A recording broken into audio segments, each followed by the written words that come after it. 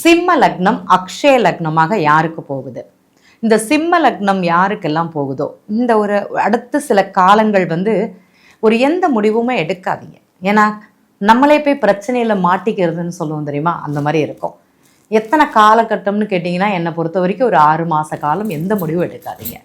ஏன்னா இந்த கடன் ஏற்படுறது, அவமானத்தில் போய் மாட்டிக்கிறது, நீ வா நம்ம பார்த்துக்கலாம், நீ இதை செய், நம்ம முன்னேறலாம்னு யாராட்டையும் கூப்பிட்டாங்கன்னா கூப்பிட்டு வச்சு உங்களுக்கு கடன் கொடுக்க போகிறாங்க, பிரச்சனையை பண்ண போகிறாங்க, ஏதோ ஒரு இஷ்யூஸ் ஆக போகுது அப்படிங்கிறத ஞாபகம் வச்சுக்கோங்க.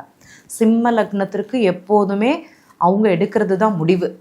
ஆனால் அவங்களுக்கு அந்த ஈர்ப்பு அப்படிங்கிறது அதிகமாக இருக்கும். எதிர்பாலின ஈர்ப்புன்னு சொல்லலாம்.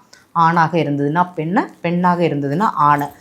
இவங்களுக்கு புகழ் அப்படிங்கிறது ரொம்ப பிடிக்கும். சிம்ம லக்னக்காரங்களுக்கு இந்த குழந்தைகளாக இருந்தாங்கன்னு வச்சுக்கோங்களேன், ஒரு 12 வயசுலேருந்து 15 வயசு குழந்தைகளாக இருந்ததுன்னா இந்த கைத்தட்டி பாராட்டி புகழ்றதுன்னு சொல்லுவாங்க தெரியுமா, ஒரு படத்தில் கூட சொல்லுவாங்க, கைத்தட்டினா அந்த குழந்தை எந்திரிச்சு வந்துடும், ஓடிடும். அந்த மாதிரி தான் சிம்ம லக்னக்காரங்களுக்கு யாராக இருந்தாலும், குழந்தைகள் படிக்கலையா, அப்பா நீ நல்லா பண்ணுற, நீ நல்லா பேசுகிற, உன்னுடைய எழுத்து நல்லா இருக்குது, பேச்சு நல்லா இருக்குது, உன்னோட ட்ரெஸ்ஸிங் சென்ஸ் நல்லா இருக்குது, நீ அந்த பொருளை அதே இடத்துல வைக்கிற, எடுத்த இடத்துல வைக்கிறேன்னு பாராட்டுங்க, புகழுங்க. அவங்களுக்கு ரொம்ப பிடிக்கும். அவங்க நீங்கள் திட்டுறதை விட புகழ்ந்து அந்த குழந்தைகளை கொண்டு போகலாம். இதை நீங்கள் செஞ்சு பாருங்கள். என்னுடைய குழந்தைக்கு ஏழ்பி லக்னம் சிம்ம லக்னமாக இருக்குது, சொல்கிற பேச்சே கேட்க மாட்டேங்கிறது, ஒரு வழிக்கே வரமாட்டேங்கிறான், என்ன பண்ணுறான்னு தெரியல.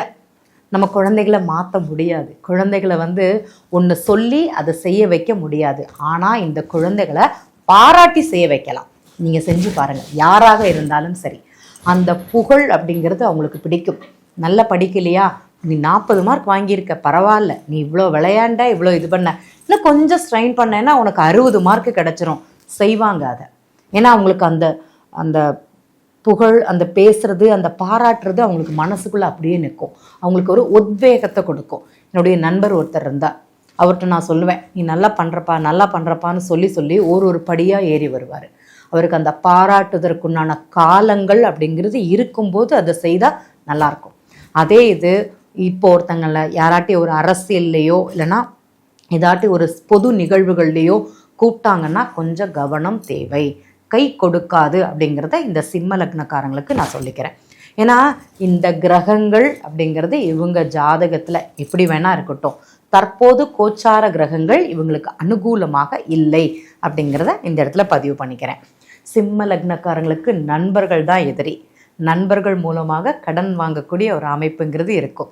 இல்லைன்னா மனைவி மூலமாக பிரச்சனை அப்படிங்கிறது இருக்கும்.